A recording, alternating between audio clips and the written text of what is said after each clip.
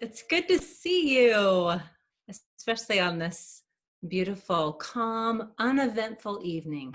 So it's really good to see you. Tonight, we're going to be continuing our series on origins, and we've moved pretty far. So we're getting towards the last half of the book of Genesis, and we're going to start a new story tonight. We're going to talk about Joseph and look in at his life just a little bit.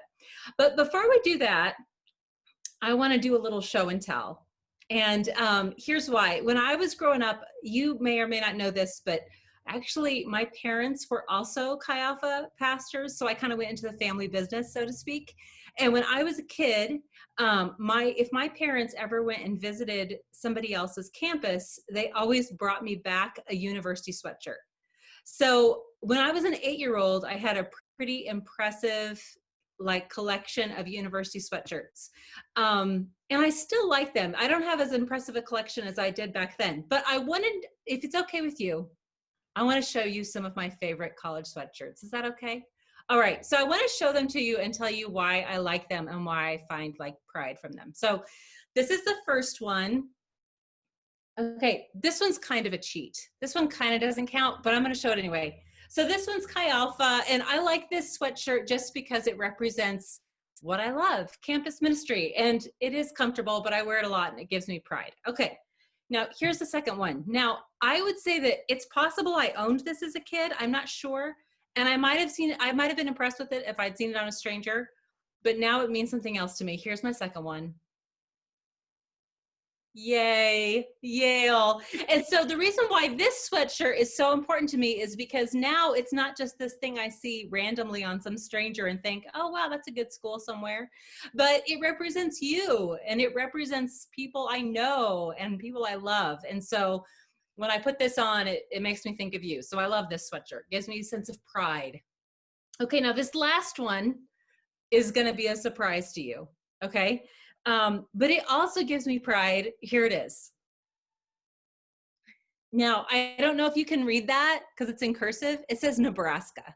Now, hands up if you thought she's gonna put up a Nebraska sweatshirt. Yeah, none of you thought that.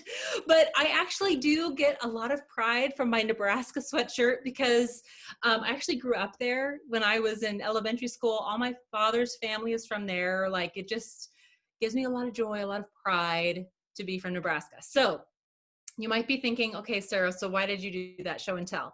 Well, one of the reasons I thought about doing that was because as we get into Joseph's story, what's interesting about his story, this kind of sideline thing that happens, is that his story is actually a lot about clothing.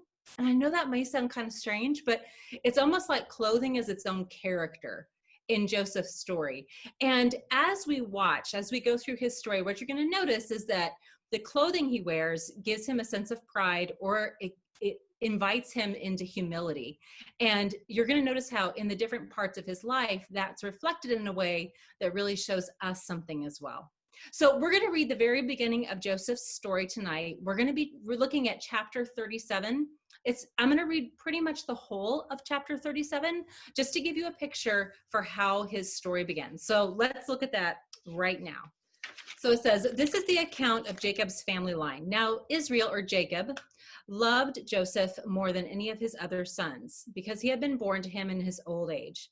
And he made an ornate robe for him. When his brothers saw that their father loved him more than any of them, they hated him and could not speak a kind word to him. Then Joseph had a dream, and when he told it to his brothers, they hated him all the more. He said to them, listen to this dream I had. We were binding sheaves of grain out in the field when suddenly my sheaf rose and stood upright, while your sheaves gathered around mine and bowed down to it. Well, his brothers said to him, do you intend to reign over us? Will you actually rule us? And they hated him all the more because of his dream and what he had said.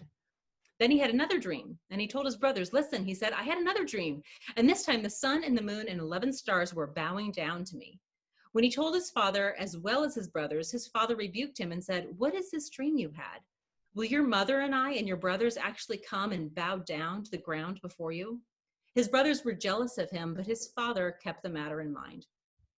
Now his brothers had gone to graze their flocks near Shechem, and Israel said to Joseph, as you know, your brothers are grazing the flocks.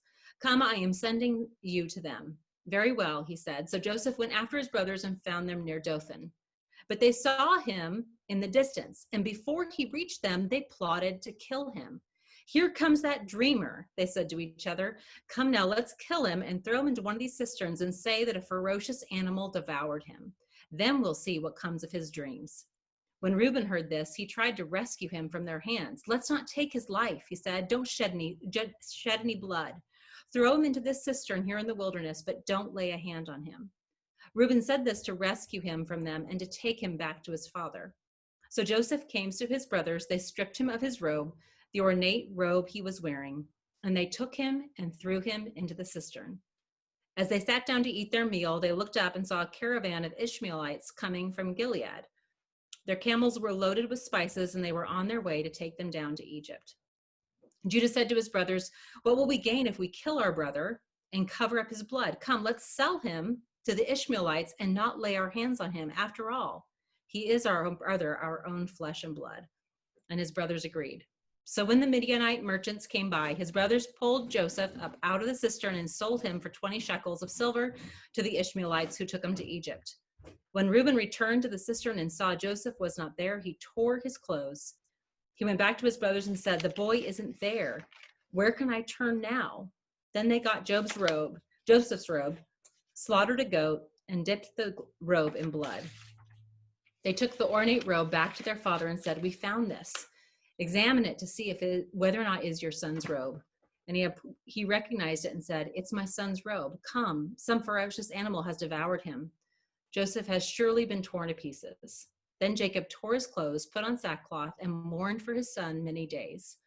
All his sons and daughters came to comfort him, but he refused to be comforted. No, he said, I will continue to mourn until I join my son in the grave. So his father wept for him. Meanwhile, the Midianites sold Joseph in Egypt to Potiphar, one of Pharaoh's officials, the captain of the guard. Okay, so as they say, that escalated quickly, right? And the reason why I wanted to read that story to you in its entirety is that to understand Joseph's story as we go on, it's really helpful to know how he starts. In fact, in some ways, this message tonight is kind of like a movie trailer. It's almost like a teaser for what's to come, because what we're going to look at tonight is certainly not all of Joseph's story, but it starts out kind of interesting, and it doesn't necessarily start out very good. So last week when Rob was sharing, he talked about Jacob. And one of the things that he talked about when he was talking about Jacob was that Jacob shows us that it's important to understand our brokenness. And our brokenness when we stand before God, that we don't come to God complete, that we can't dress ourselves up and make ourselves spotless, but that when we come with open and empty hands before God and admit our brokenness, that's the best way for him to receive us. Well, when God receives us that way, he then restores us and redeems us, and we become who we were always meant to be, who we should truly be. And I think that one of the very first things that happens is that God redeems our pride. And this story really speaks to why that is so important, that when we come to God with our brokenness, that we have our pride redeemed. Because if that doesn't happen, our pride becomes a stumbling block. It's this thing in front of us that's kind of immovable. And no matter how hard we might try to get around it, unless God redeems it and gives us a good understanding of ourselves and of him and how we should live in his world, it's always a problem. So how are we defining pride tonight? Well, I'm going to say that pride is when you have an excessively high or an excessively low opinion of your self-worth.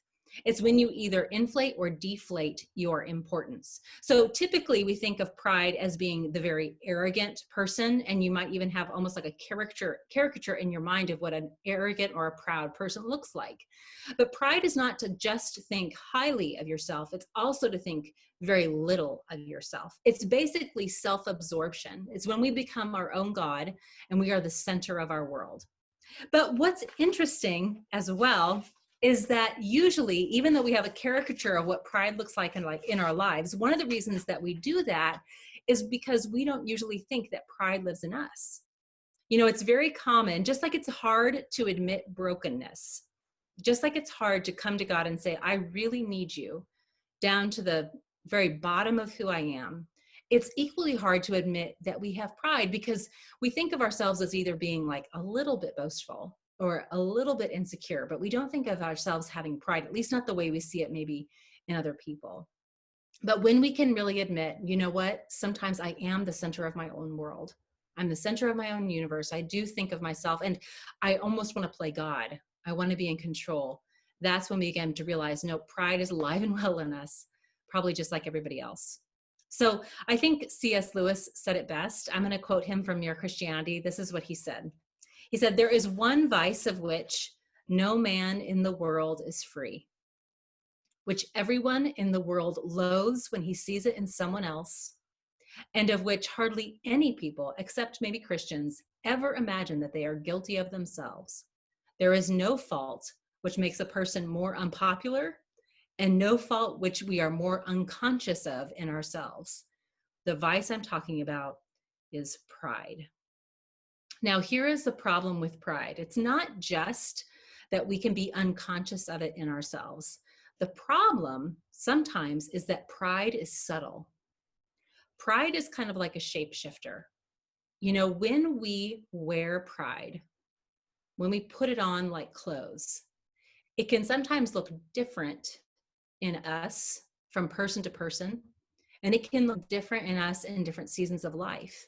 And that's why sometimes God, when we're kind of climbing the mountain with him, every once in a while, he brings us back to this point of view to revisit our pride and to look at maybe how pride is manifesting itself in our lives. So when we get to the story of Joseph, what we discover is that we have 3 different manifestations of pride. So I want to give you a picture of what we see here and what it looks like when they put on pride and how it shape-shifts between them. So quickly, let's look at Joseph. Now, let me give you a basic life tip. Don't tell people to bow down to you, okay? It's like a real mood killer, okay? And this is basically what happens with Joseph. I mean, he is the definition of somebody who had an excessively high opinion of himself, right? But the other problem with pride is, whether it's excessively high opinion or excessively low opinion, is that pride manifests itself because we're trying to compensate for something we feel is missing internally. And so pride is also a kind of an expression of insecurity. Okay. And although he doesn't explicitly say it, I wonder what Joseph was feeling and experiencing when he was treated so badly for seemingly not doing anything at all. Right. I mean, like I said, even though it doesn't say it explicitly, I wonder if he thought, you know, hey, why are you grabbing me and stripping me naked and throwing me in a pit and selling me to vagabonds? You know, what did I ever do? You know, and there's this feeling of like, all I ever did was tell you, you might bow down to me. It was my dream's fault. It's not my fault, right?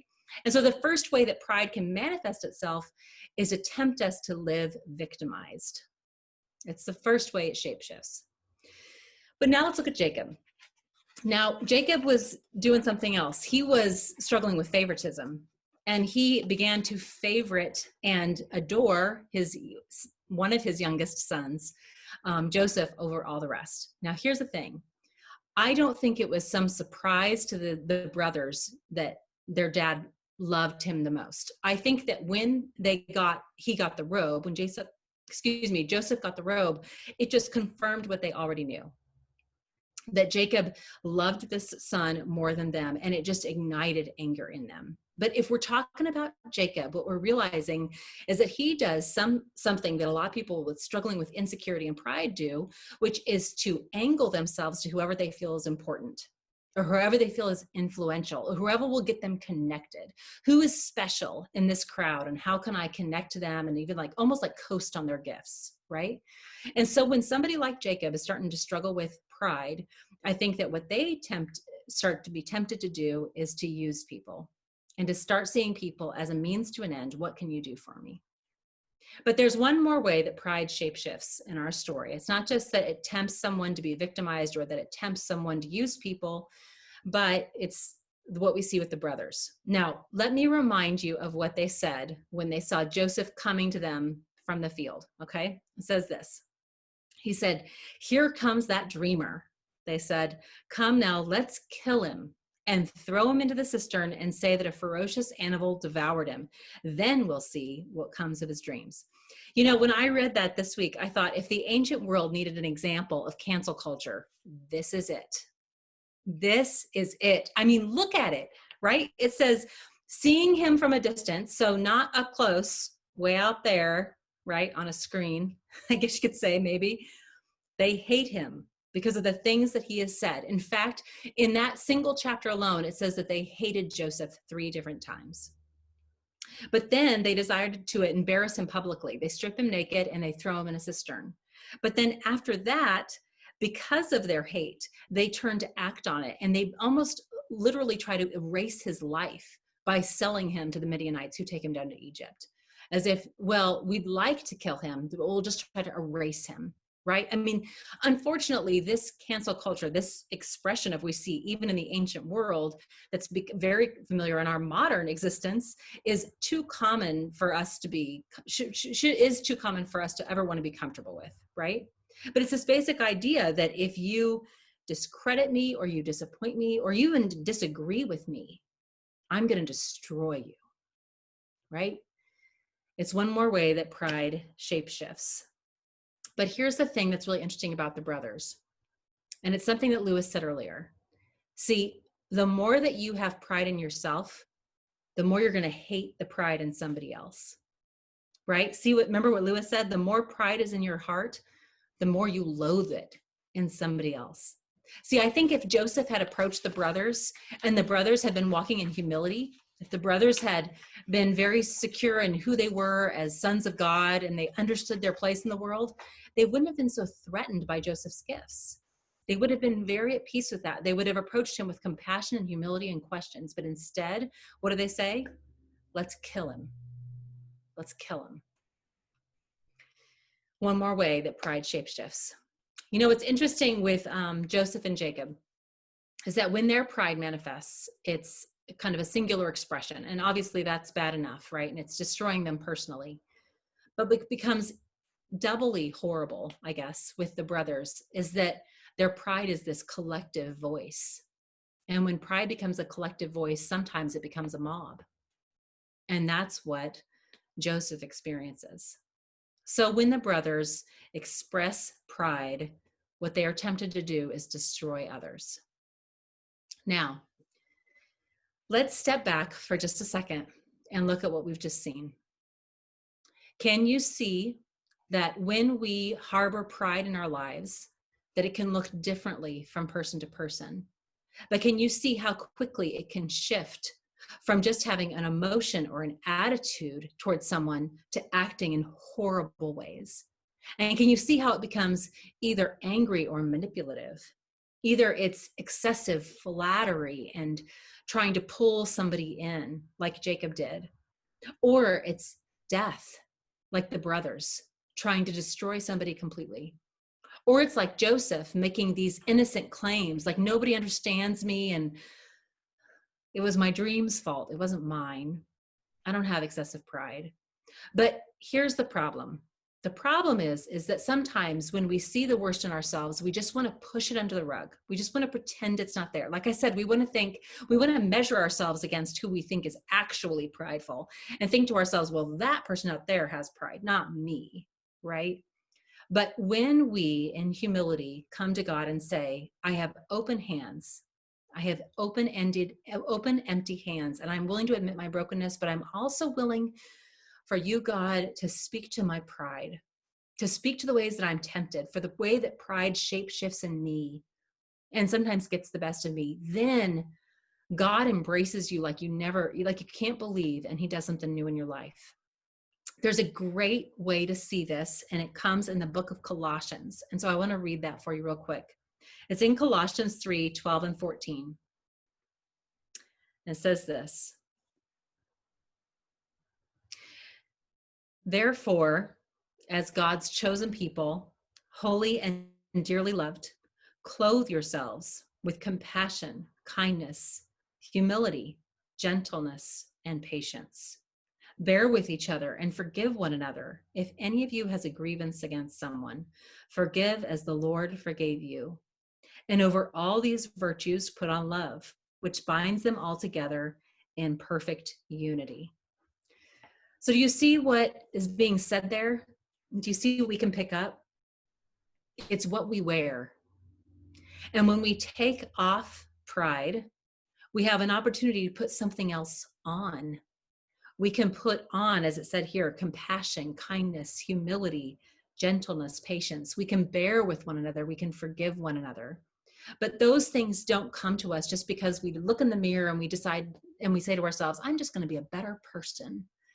They come when we really, in humility, come before God and say, I confess this is what I do when I either want to be on the inside or I want to be the best or I want to take somebody else down. And we confess those things and then let him speak into it. And when God begins to change us from the inside out and our hearts truly change and that pride begins to deflate in our lives, our desire to serve other people and love other people comes from a place inside of us that's birthed by God, rather than thinking we had to somehow manufacture good feelings and then act on them.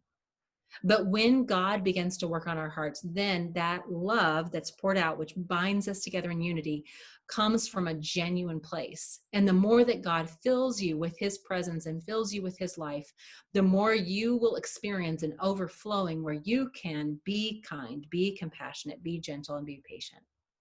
But then finally, what I want to say is that all of this comes because of practice.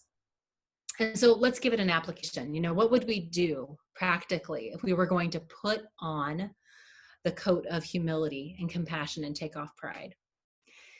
As I was preparing for this and as I was praying for you, I was reminded of an old story from actually my parents. My parents, like I told you at the very beginning, were Chi Alpha pastors a long time ago.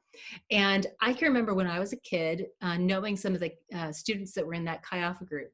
And I was about my daughter's age, Lily, she's 8 years old, when I first met Randy. Randy was a guy that was in their Chi Alpha group, and he was confined to a wheelchair. In fact, Randy had his physical disabilities were strong enough that he actually had to have a electric wheelchair that would get him from place to place. And he had some real physical challenges, but he was able to be in college and he was doing really well. Well, he got into Chi Alpha, and the Chi Alpha group really embraced him. And I can remember my memories of Randy as a child are watching my parents or other Chi Alpha students be patient with him and talk with him and engage, in conversation with him. But I had no perspective of what that meant just on a day-to-day basis. But when I was older and I heard more stories about that Chi Alpha group, what I learned was that sometimes they would go on retreats like we do, like a fall retreat, or they'd go to like a conference, a winter conference.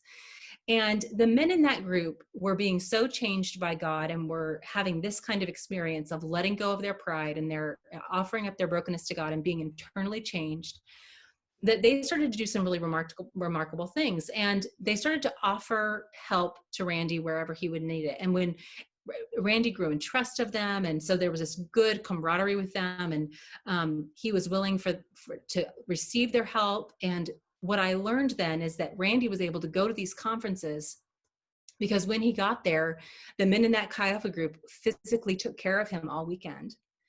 And so they would help him to get in and out of bed. They would dress him. They would help feed him. And they would help him get through that weekend so he could be part of that community. And yeah, it does. It moves me to tears when I think about that. I think because I saw it with my own eyes. And, when you hear stories like that, you may think, well, that's really inspirational, but that's never going to be my reality. So I'll take that, but I don't really know what to do with it. But the thing is that I think the men in that Chi Alpha group grew to that level of selflessness.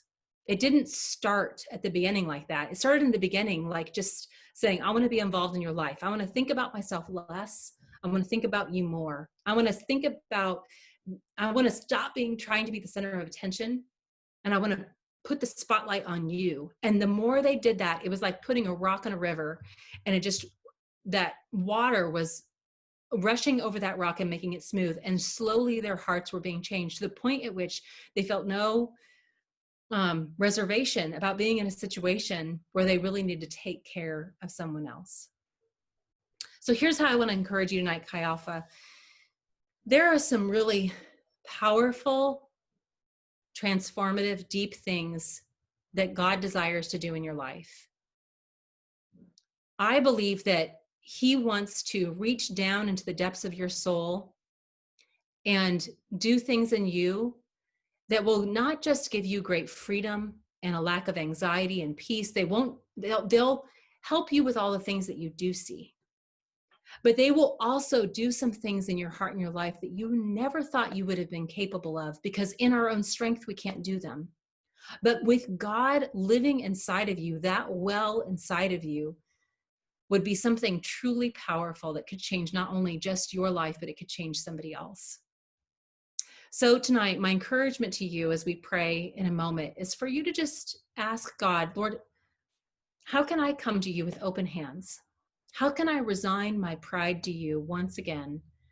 And how can I be less of the center of the story and really find ways that I can serve someone else and in humility and compassion and kindness, show them love?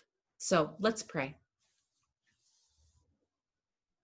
Lord God, we thank you so much for everything that you've been showing us through the book of Genesis. We thank you that you've really brought these stories alive to us, and you've shown us how they're not trapped in time, but they speak through time and history, and they're meaningful to us right now. So God, we just thank you right now for Joseph's life. We thank you for what we're going to see happen in him and through him and his brothers and his father, the great miracle that you work in all of their lives. And Lord, I thank you that you work miracles in the lives of every single student who's on this call right now. Lord, I pray that for wherever they sit right now, whether they've had the worst day or the best day, whether their minds have been drifting as they think about things they're worried about, or whether they feel really tuned in right now, Lord, I pray that you would just meet them where they're at. Lord, I pray that they would become more and more sensitive to your voice as they stop and listen to you. And I pray that they would not only experience your deep, deep love for them, but I pray that they would experience the freedom that comes when we resign our pride, when we take the focus off of ourselves, and we make you Lord and King, and we look for the way to serve people like you've served us. Amen.